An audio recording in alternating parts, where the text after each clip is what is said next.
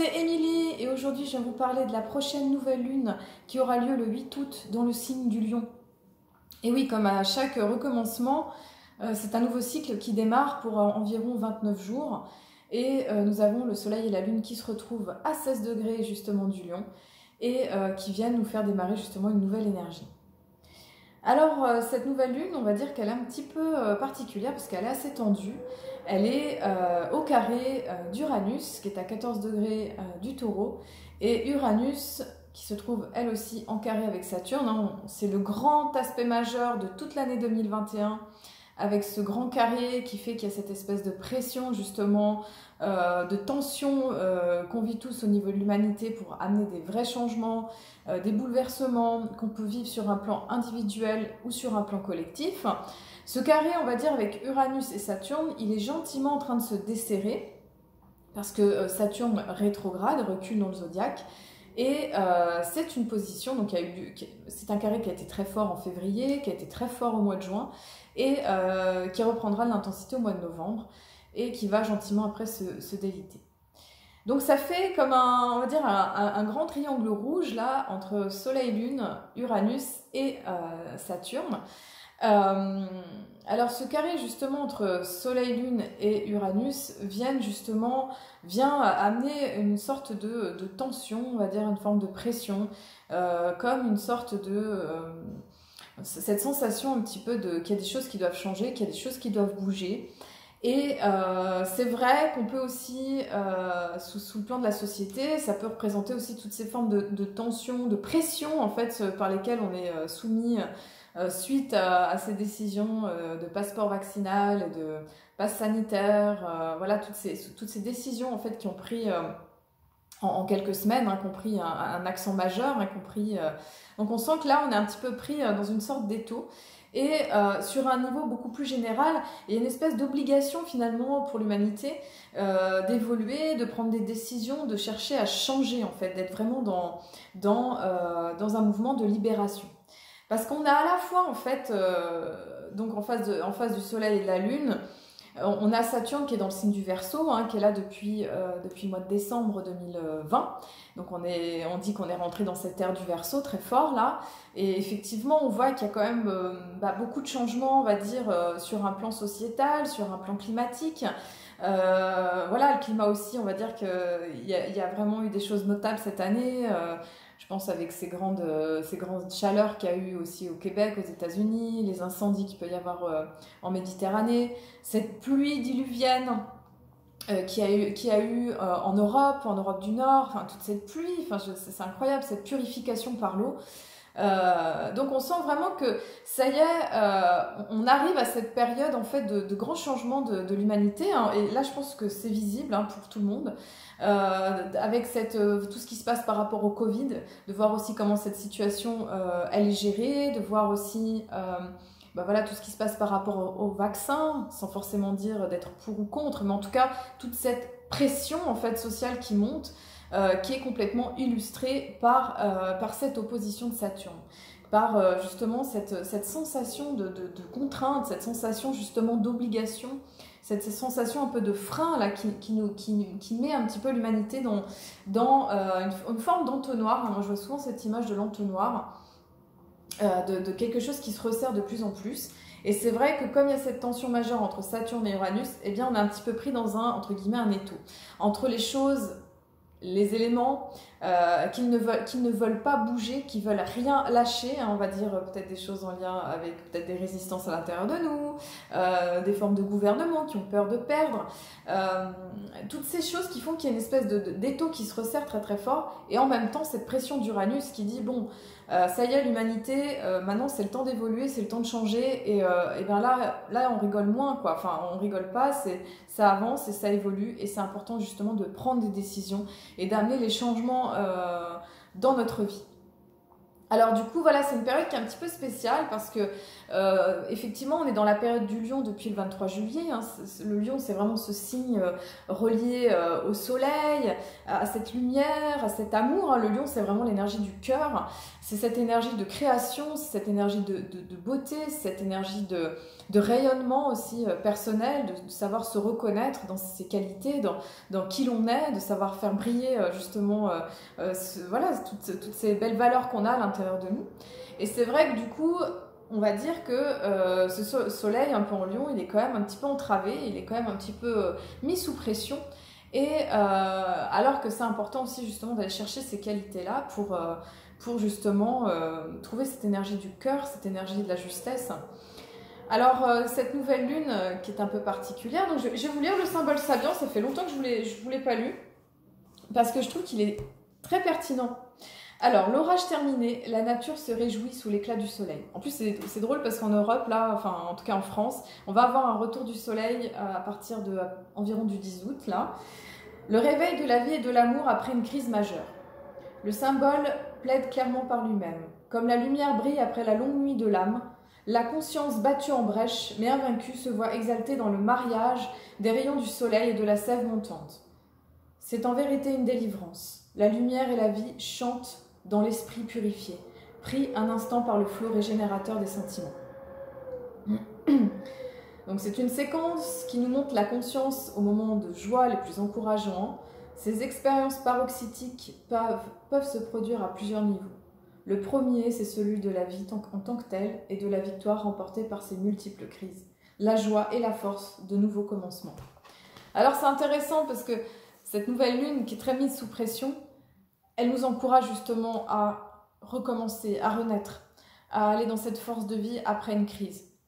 Quelque part, c'est pas terminé ce temps de crise. J'ai envie de dire, c'est juste un début, là, tout ce qui est en train de se révéler sur la Terre et pour l'humanité.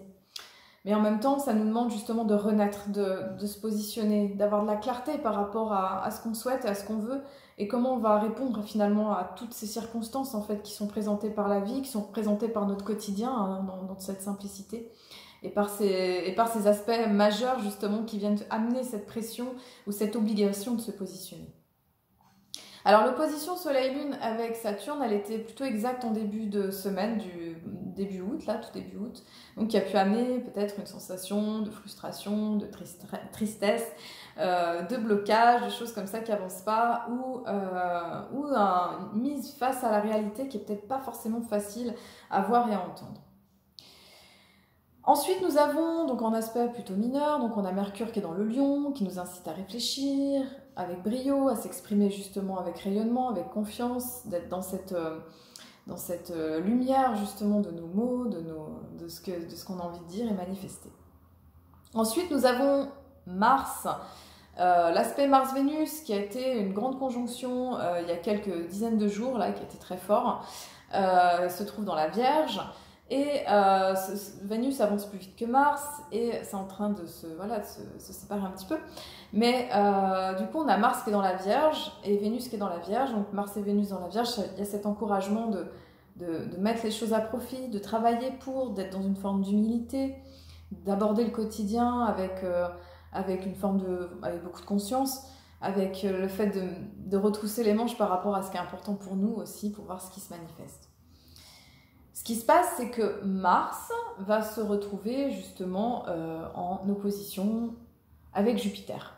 Donc Mars opposé à Jupiter, donc Mars et Jupiter, donc Mars c'est vraiment cette expression de l'action, du désir, de comment on s'affirme, et puis Jupiter c'est vraiment cette planète qui est reliée, qui peut être reliée à l'autorité aussi, qui peut être reliée avec une forme de chance, d'expansion, de confiance en soi. Il y a quelque chose là au niveau d'une forme d'autorité en fait qui est là, qui est un petit peu subie. C'est comment, quelque part, cette autorité, comment on la vit, celle qui est à l'extérieur de nous, celle qui est à l'intérieur de nous, comment finalement on prend notre pouvoir en main. Il peut y avoir une forme d'exagération, une forme d'abus en fait dans cette période, une forme un peu d'oppression, et ça demande quelque part de savoir reprendre son pouvoir en main.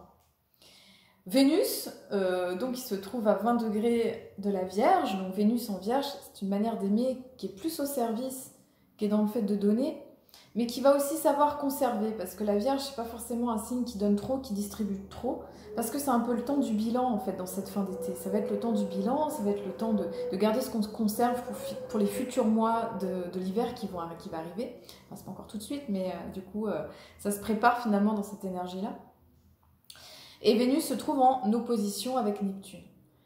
Donc cet aspect, il peut amener beaucoup de douceur, en fait, beaucoup de douceur, C'est un moment où c'est important de se tourner vers ce qui est artistique, vers la musique, vers les choses qui peuvent amener un rayonnement de l'âme.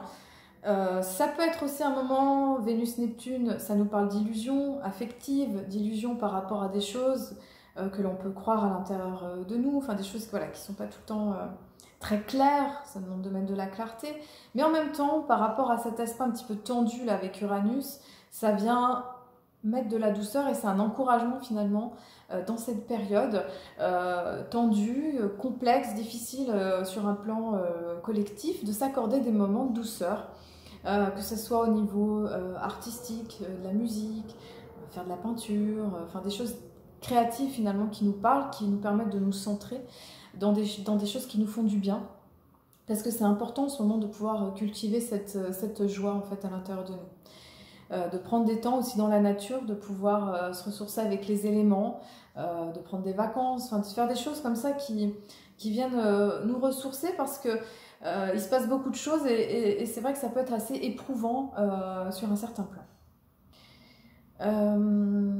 Voilà. Nous avons donc Vénus qui est aussi en trigone avec Pluton, donc qui amène une idée de transformation, de changement par rapport à l'amour, par rapport à tout ce qui est artistique, créatif, qui nous invite à remettre les choses finalement en question. Vénus se trouve aussi en trigone gentiment avec Uranus, donc il y a une idée de nouveauté, de rechercher finalement, d'aller avec le mouvement de la vie, d'être vraiment avec ça et d'être dans la fluidité. Voilà, sinon on a un grand iode qui nous parle de... Le iode c'est 2 quinconces et qui nous montre une direction. Donc là c'est la direction de Mercure qui nous parle finalement, je pense, d'avoir du discernement, en fait, de la clarté au niveau mental par rapport à ce qu'il advient, par rapport à ce qui se passe autour de nous, par rapport à ce que l'on traverse dans nos vies là, personnelles, dans ce collectif aussi. Et de pouvoir regarder les choses avec à la fois de l'intuition, avec de l'instinct, et puis une forme d'éveil pour pouvoir être dans un positionnement éclairé et juste. Voilà.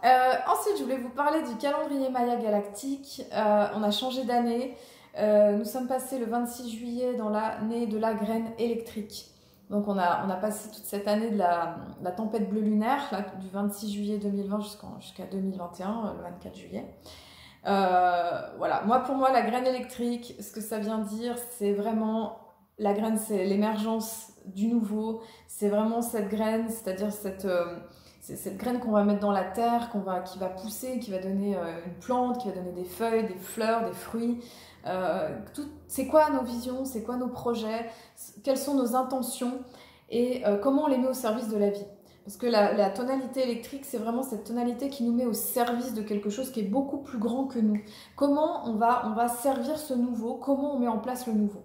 Je dirais qu'avec cette graine électrique, c'est vraiment l'émergence du nouveau monde qui est là, qui se manifeste par le fait de pouvoir créer justement d'autres formes. Et je pense que le temps est venu, ça y est, que tout ce qui se passe dans la société, avec toutes ces pressions qui sont mises, eh bien je pense que tout ça c'est pour nous aider, pour aider justement à l'émergence de cette nouvelle Terre, de cette planète qui est en train d'ascensionner, qui est en train de changer de plan. Et c'est pour ça qu'il se passe aussi tout ça, parce qu'il y a des forces qui veulent retenir la Terre et les humains, et la Terre elle a son processus à faire, c'est-à-dire que la Terre elle va pas attendre, on va dire qu'elle a attendu du temps des Atlantes, elle a pas pu faire son processus d'ascension, et là du coup elle va avancer, et voilà, elle va avancer, mais elle va pas attendre les humains, elle va pas attendre tout le monde, on va dire, tout le monde pourra pas y aller, et l'idée justement ça va être de créer cette nouveauté quoi. Et cette nouveauté elle est engageante. Elle nous demande de nous engager, elle nous demande d'être vraiment alignés, d'être dans une grande intégrité, dans une grande force, dans notre rayonnement personnel. Et voilà, je trouve que c'est un sacré engagement. Je trouve que les choses, elles prennent de plus en plus on va dire, un niveau, un autre level, là, un autre niveau encore de puissance. Et c'est vrai que ça demande d'être là avec puissance et force et intégrité. Du 6 août au 18 août, nous serons dans l'aigle bleu, dans l'onde de l'aigle bleu. Et oui, c'est le moment de regarder quelle est la vision, qu'est-ce qu'on veut construire, vers quoi on veut aller pour cette humanité, pour nos buts personnels, pour nos projets personnels, mais aussi d'une manière plus globale, pour toute cette humanité. Comment on va avancer? Et ensuite, on passera le 19 août dans l'onde de l'étoile jaune. Ça va être de trouver de l'harmonie, de la beauté, l'élégance, tout ce qui est artistique et créatif, malgré tout ce qui se passe autour de nous, d'être vraiment dans cette vigilance.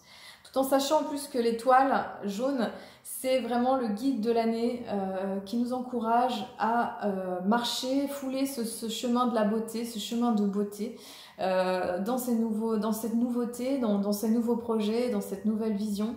Et de pouvoir incarner tout ça parce que dans tout ça, il y a une grande beauté finalement qui émerge, même si les apparences peuvent être des fois un peu trompeuses, difficiles, sembler lourdes. C'est important de se connecter avec cette étoile d'origine, avec notre monde d'origine, d'où on vient là, toutes ces personnes, toutes ces nouvelles âmes là, qui sont venues aider dans ces temps de grands changements. Voilà, je vous souhaite une très belle nouvelle lune. Je vous souhaite de prendre soin de vous, d'amener beaucoup de douceur dans votre vie parce que je trouve qu'on en a extrêmement besoin dans ces moments particulièrement intenses qu'on traverse. Et je vous dis à très bientôt. Posez des intentions. Soyez vraiment dans ce rayonnement d'amour pour vous et pour toutes vos relations.